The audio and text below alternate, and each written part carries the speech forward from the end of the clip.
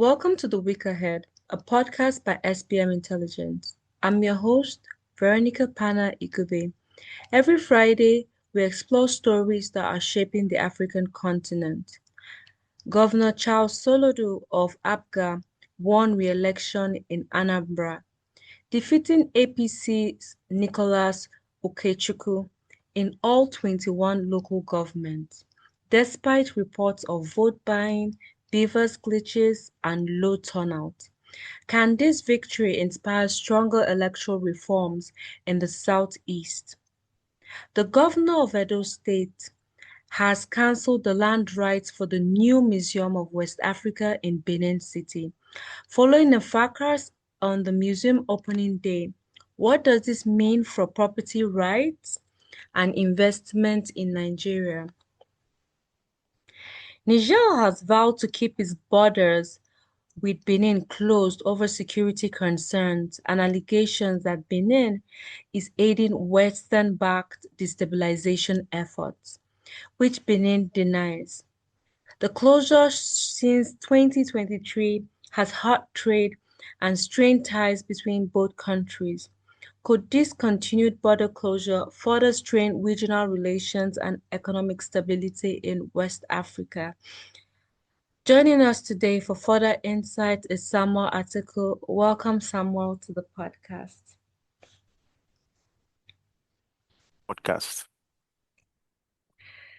Thank you very much. It's such a pleasure to have you as always. Let's start with our first story where we saw in Anambra State over the weekend they had the elections and Soludo won his re-election as governor of the state. Now, this came despite reports of vote buying, BVAS glitches, and low voter turnout. What does this tell us about voter confidence and the credibility of the elections, especially in the Southeast? Yeah, I think that's a $1 million question. If we try to rationalize, I'll call it the challenges that you have. I mean, this thing is not new. It's something that has been with us, I think, since 1998 when we had the first election. I mean, years after, we are still having almost the same challenges. It's every time you always have logistic challenges, you have vote buying issues, and then there's mistrust in the system. And if you leave that and you go a little bit, a step down, you will notice the whole register is riddled with a lot of, I'll call it very, very challenging. So people struggle to find where their polling booth, their polling units should be, and even some people on the register. So it's all, the more you look at it, the more you see the problem of 1998. 1998, in fact, a child that was born in 1998 today, that child is already, right? It's a man or a woman. Yeah, so it's sad that we still find ourselves in that in this situation. To your question around the Southeast, I think it's important to say that regardless, the whole essence of democracy is for people to turn out, and when you turn out and you vote for your candidate, and then majority of the people vote for a candidate, that candidate actually is returned victorious. Technically, you elect someone to represent you. But we all understand that there are tactics around it. The first thing is, how do you reduce people in the strongest parts? Where you have opposition, how do you reduce the turnout in those places where you are most likely going to lose, and then how do you amplify turnout in places where you are presumably thinking you are going to win? So that has been the way, the political gimmick around Nigeria, and it continues today. But for this election, I think across all the 21 states, just like you said, despite the fact that we had both vote buying, there are glitches, Soludo seems to have won in those 21 states. And that gives some sense of what I will use the term semi-credible election, because it grants him the credibility as won across all the 30, all the local government, meaning that It's accepted widely in the state. That's what it's going to tell people. But that doesn't deflate from the fact that our voters' behavior still remains damned. For instance, if you look at things around security fears, the sit-at-home threat, the general insecurity, if you look at total number of people that turned out, is low, historically low. And that's a big problem. Nobody have addressed that. The second thing is what you call disillusion. I mean, when you actually nothing will change. When voters begin to say, "Oh, nothing will change. Why should I bother myself?" And then they don't bother to vote itself. It's as a student of fiscal openness and itself participatory governance, it's one of the strongest will that politicians actually use to retain power. When people lose complete interest in governance, they just feel things are not going to change. I'm not interested. Just leave me alone. Let me do my own thing. And that's what we see replace it itself. The third one is about the weak party mobilization. When you look at vote buying itself, uh, it's signal that you've not done your work. The reason why you're buying vote and you are managing utility is because you presume that you've not done your work, and as such, you know that people are extremely poor. And if you are presented, I always tell people that, oh, vote buying, why will you sell your vote for 5,000 naira? You that you're saying so, if somebody stand in front of you and offer you 1 million for a vote, will the wheel shift? If the person offer you 10 million, will this change? If the person offers you a house, won't you? In fact, people will jump the ship right immediately. So when you offer somebody 5,000 also, the way you are seeing the house is the same the person is seeing the 1,000, I mean the 5,000, the 10,000. And it's about utility money. It's so sad that that's where we find ourselves as a country. My big takeaway is that if we have better security planning, we have a stronger civic engagement, and then we have strong voter education, and then we create very, very stringent rules around vote buying to prevent people from buying. And this whole concept of BVAS not working, having glitch, the lack of transparency, then you need one professor to sit down and press calculator to compute and then collate results somewhere. We don't really need those things. We need to actually look at the entire electoral process in Nigeria and break it down such that nobody, for instance, from the point of registering, nobody is actually stopped from voting. I always struggle. I remember the last election cycle, almost 7 million people, if I recall very well, 7 million people could not complete their registration. That's a serious pain point in the registration process of INEC. And unfortunately, nothing has been done to address those issues. So if we put all these things together, um, I will say back to your question around the Southeast, right? The electoral integrity, they have this electoral. If we can fix all these things, we begin to actually mend our society.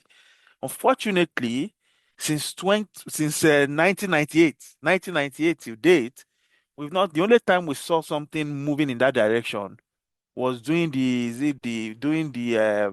Yaradua's tenure, where he appointed someone to actually and they begin the process of reforming the electoral process. But all what we did that time had been reversed. We are now in a situation whereby nothing seems to be working. Elections are there for the taking. The strongest man takes it. It's not just about governance, and it's sad that that's where we find ourselves. Overall, I wouldn't say that Soludo does not have legitimacy. He's won across the 21 states. Yes, and his election itself doesn't automatically trigger reforms. I think that's what I would say. The fact that he's been elected, it won't trigger recall because typically that's where the Nigerian political elite want things to be. Now, the second thing is that Nigerian politics, right, doesn't work that neatly, right? Again, reinforcing that. That's what the election has taught us. The third thing is that the popular incumbent, and then when you have a popular incumbent, typically, and a relatively peaceful election with this, I mean, will always not happen.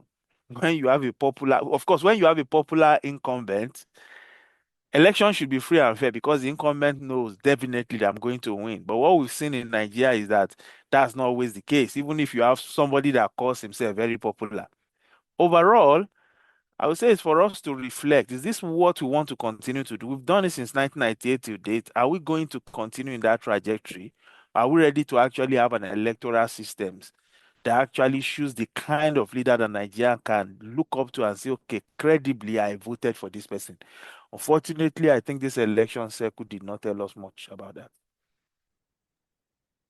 And I mean, my second question to you was now that INEC has a new electoral chairman, and with this being his first major election that he oversaw, how do you assess his performance? I mean, the commission's performance under him with these elections in ensuring that it was credible, it was transparent. And I mean, especially with the reports that we got from the elections, what do you think about the performance of the commission? Unfortunately, I think it's too early in the day to begin to actually throw blames around. I don't think the chairman of INEC, if you look at him as a person, is the institution itself. He's just there to actually sign checks and put chronics where you have to put chronics and then put people you should. It's all about movement. It's not necessarily moving the needle. I mean, I remember during our physics days there, they would say all actions and all movements, but no dynamics. Essentially, you may be moving, but in actual fact, you're not generating any power that can thrust up things. So that's exactly where you see the INEC chairman. The INEC chairman is powerful in his own right, but because the election has gone past the poll, a lot of logistical issues had moved even beyond him before he was appointed. And if the day he was appointed, I'm sure, yes, you can have meetings, take brief, and all those things. There's limited thing you can do. Even, I mean, if somebody takes over somebody's role, you need time to actually understand what to do. Unfortunately, I don't think he has that. So I won't want to judge him on the basis of this initial election. Just like I said, the issues with this election is about the glitches with the technology they are using, and there's no reason for that to happen. I think it may be. I mean, I always make my state. It doesn't. Your phone works everywhere you go. Even when there are network issues, these systems are built to actually withstand those things. Why are they not working? That's a big question that we need to ask ourselves. The second thing we need to. So I don't think it is him. I can't blame him for that. That's been the trajectory we find ourselves. The second thing there is also around vote buying. You can't do that without the support of the security apparatus in Nigeria. Unfortunately, they may also be fine culpable in the whole vote buying ring. That's the second thing, right? Now, when you look at the third thing that happened there, itself is about the computation of the results and all those things. Again, is following traditions. So my take here is that I won't judge the chairman of INEC based on this because it's just too late in the day for him to implement any meaningful reform that will have moved the needle. I expect that what happens in the next 1 year, especially going into the general election, I think maybe next year or per year. I think I was hearing next year, depending on where you are.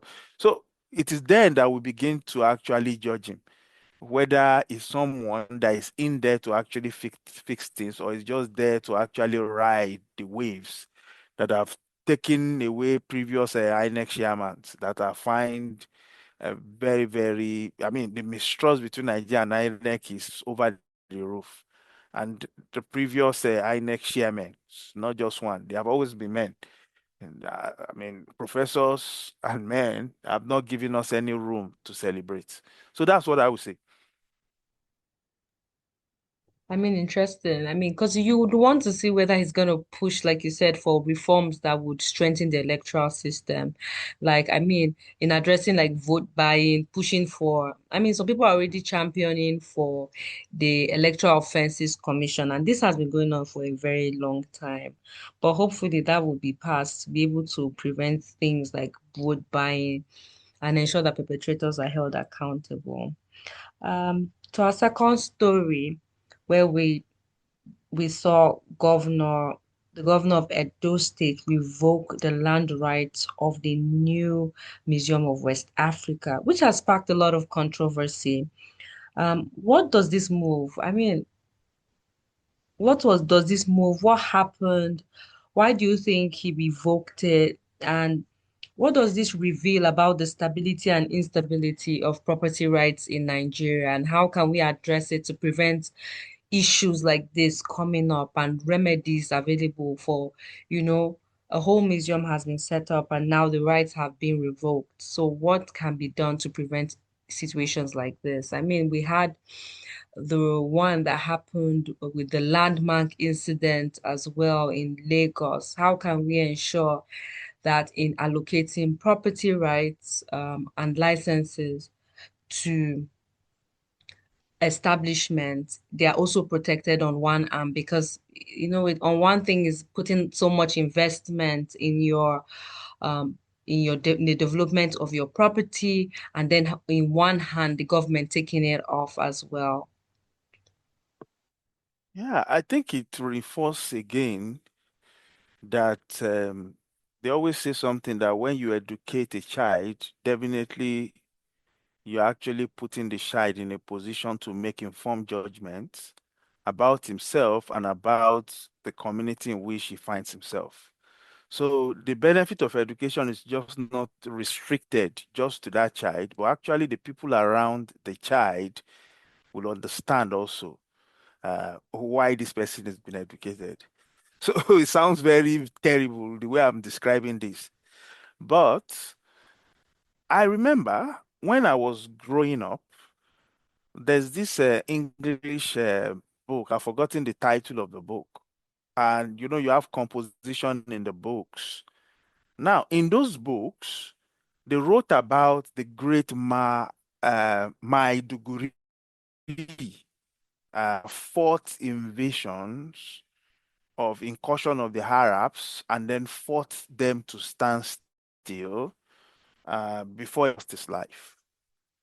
I read a story about the Moors in Iberia, Africans, that actually rule Europe, Spain and Portugal. You'll be shocked to know that at some point, Africa had actually ruled and colonized Europe.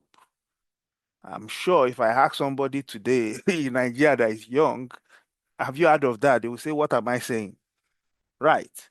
So you talk about, I read about uh, this man, Severus from Libya, dark-skinned guy, man that was very, very powerful during the Roman Empire. His son was very powerful, and then they later gave birth to the present-day Tunisia, the influence of Africa in the whole Roman Empire. We read about the Medieval African-European interaction itself in some of those books. Unfortunately, Benin itself carries a lot of history. And the only way you can preserve that history, since they are not being taught in school, unfortunately, is by keeping them in museums. It's about your heritage, it's about your past, it's about things that has happened in the past.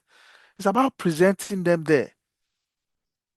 Myself, growing up, the assassination of the first president, I mean, Gowon, I say Gowon, sorry, so sorry about that. Muritala Mohammed, I don't, yeah, he has his own bad past. But, but the fact that I went to the car and I saw it as a kid reinforced in my mind. I remember till today because we remember a lot of things by interacting with things that we see around us. So that's how important a museum is to, how will I put it? A museum is. So if someone had acquired land rights, had invested a lot in putting together a cultural heritage to preserve, right? And it's not just there, it's about preserving African heritage.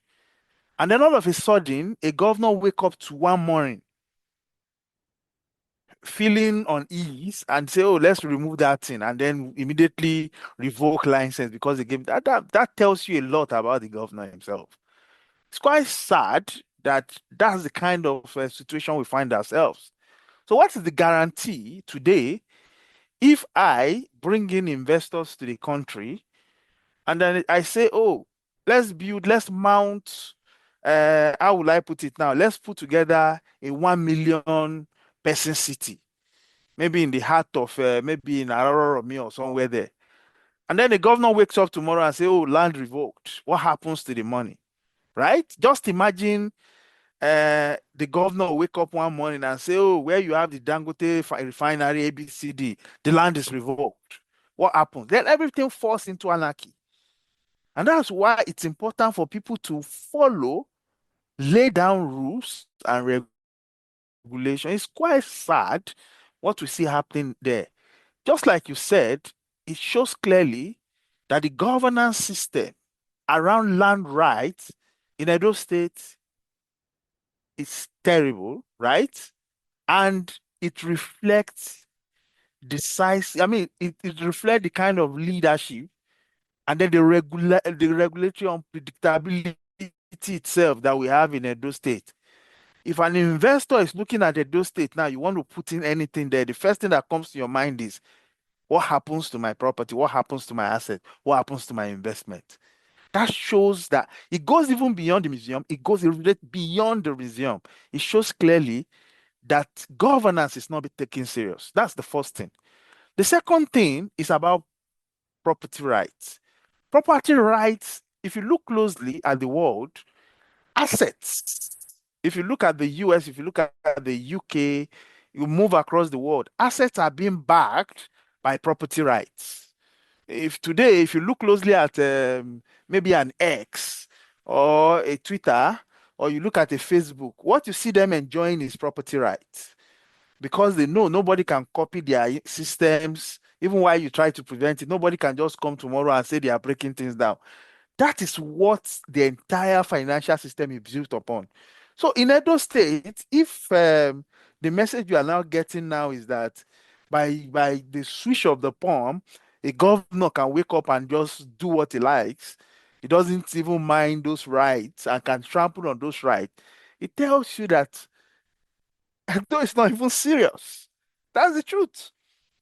The third thing is what the effect that we have on investment climate itself. If and then people that are looking to actually invest in tourism, one of the biggest attraction to Nigeria, nobody's going to come to Nigeria today and say we want to sleep. I want to come to watch the Atlantic Ocean and the beachfront. I want to come and sleep there and then I mean I want to tone my skin in front of the Atlantic Ocean. That's not going to happen because we've not even invested here in the first place. So one of the strongest attraction we can have today to get people to come to your state and spend money, you are abruptly removing it from the state. That tells you again that the investment is extremely very. We can talk the cultural heritage where we are playing, right? The West African cultural preservation. Despite the fact that you come from a city that people have talked so much about how great the Benin Kingdom was, opportunity for people to have a go at it. For instance, I mean, putting down the museum, I would be interested to go and see the museum. I would like to take my children to see what it was, that we are not just jumping from trees to trees, the way some people try to portray Africa. But unfortunately, investment to showcase those kind of things, you as a governor, because of your own personal vendetta or your own personal preference, not the collective will of your state and the country. You are just making decision in a snap of the hand. I think it's condemnable what has happened. I think everybody should condemn the governor for taking that rash, irrational decision. And I mean, again, I will say it. It's good to actually educate people. Unfortunately, I don't know the kind of education that the governor actually took that gone into the governor's head that is making those kind of stupid and then on you I mean on I don't want to use this word but very cynical decision. And of course there's always this big code that you avoid cynical people the way you avoid plague because what they bring is far more worse, especially anywhere they are around they create toxic environment, and that's what we are seeing in Edo State. I mean, hopefully the issue can be resolved and, the investment of, I mean, you spoke about the preservation of heritage as well, and Benin State having that rich cultural heritage for Nigeria as well.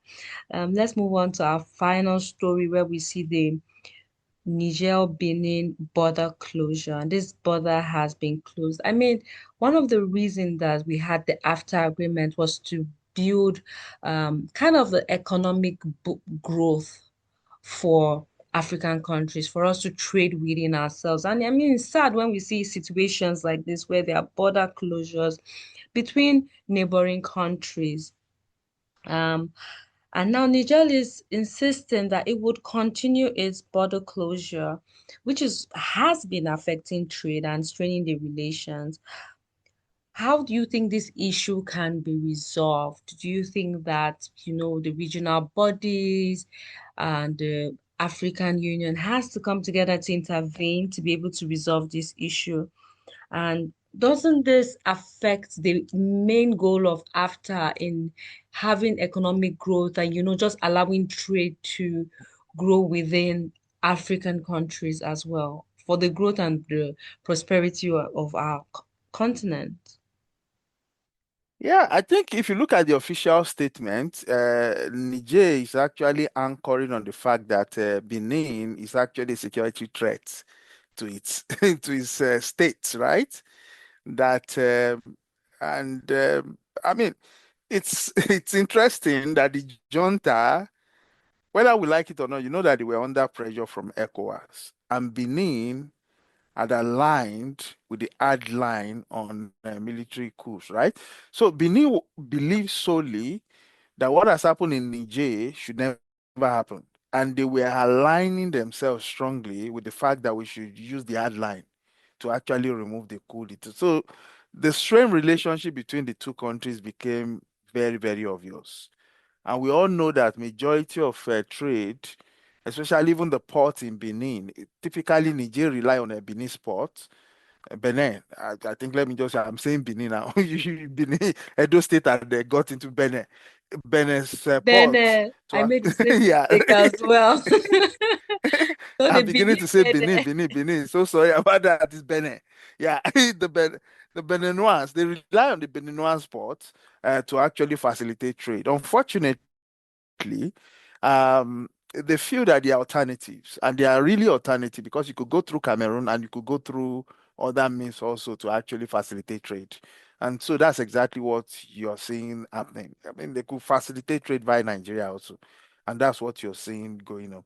So that's the first thing. The second thing is about the Western security partners itself. Remember France and then the EU, the influence they still have on Benin, and then how Mali, Burkina Faso, and Niger seems to be fusing together and then trying to align themselves with Russia, and then by extension trying to. So it's a complex. I'll call it a complex web of geopolitics actually playing itself out.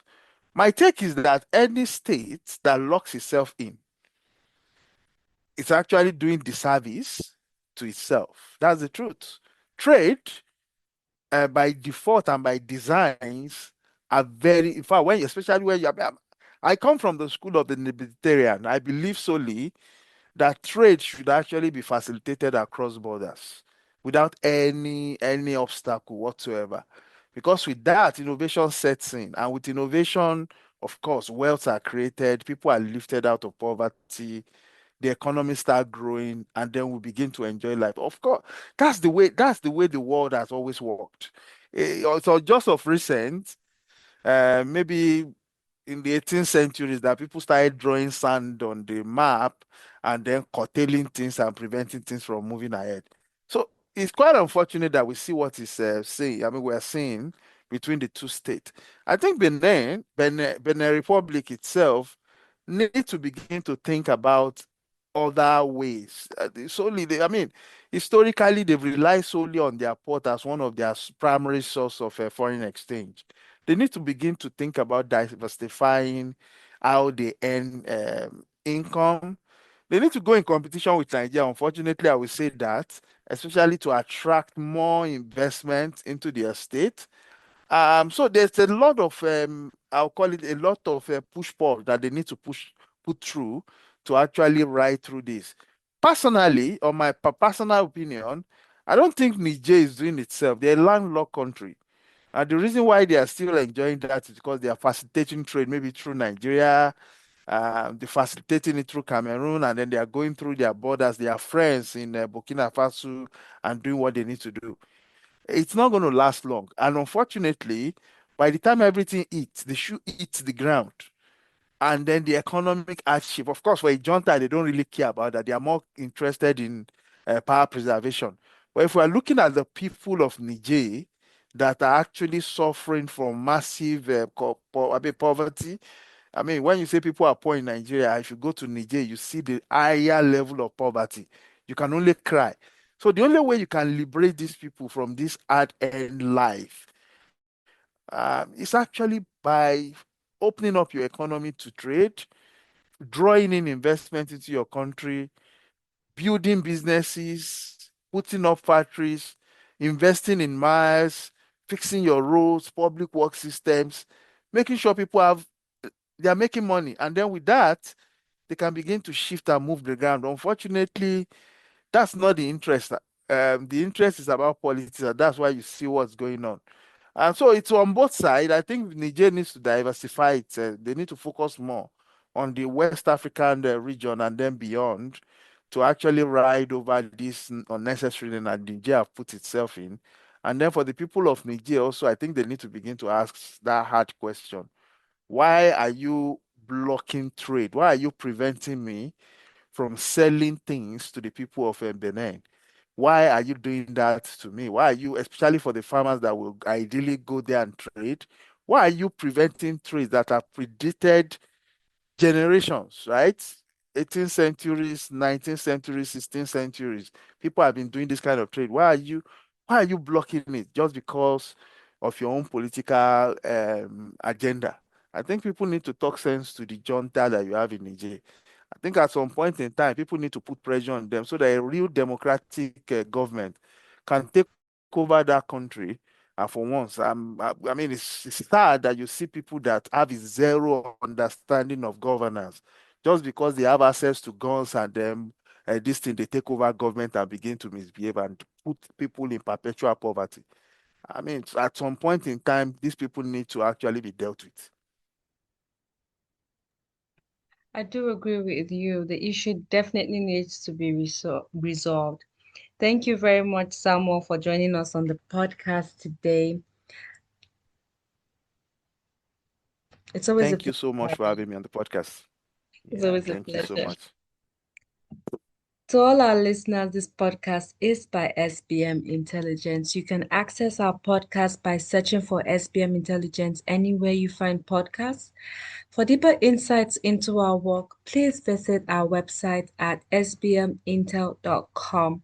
Remember to connect with us on all our social media platforms. You can find us on X, Facebook, Blue Sky, and LinkedIn at SBM Intelligence. Thank you very much for joining us on today's episode. Until next week again, thank you.